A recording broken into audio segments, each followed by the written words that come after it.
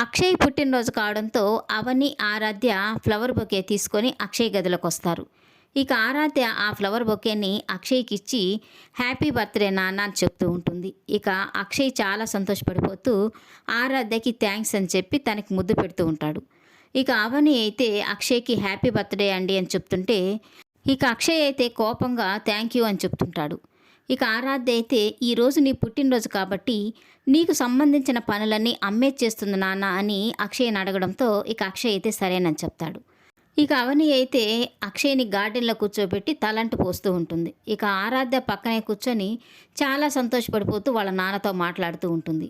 ఇక అక్కడికి వచ్చి పార్వతి ఇదంతా చూసి అక్షయ్ పుట్టినరోజుకి అన్నీ దగ్గరుండి నేనే చేయాలనుకున్నట్లు పల్లవి చెప్పినా కూడా అవని ఎందుకిలా చేస్తుందని కోపంగా అక్కడి నుంచి వెళ్ళిపోతూ ఉంటుంది.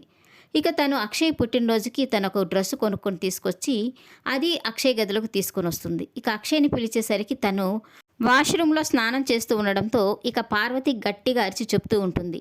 అక్షయ్ నీ పుట్టినరోజుకని డ్రెస్ కొని తెచ్చాను. ఈ బెడ్ మీద పెడుతున్నాను. వచ్చాక వేసుకో అని చెప్పి ఇక తను ఆ గదిలోంచి బయటకొచ్చేస్తుంది.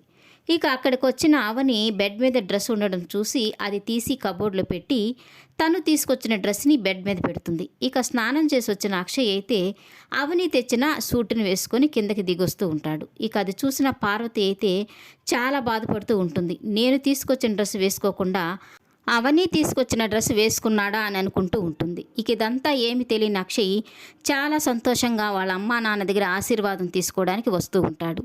ఈ వీడియో నచ్చినట్లయితే లైక్ చేయండి, సబ్స్క్రైబ్ చేయండి. Thank you for watching.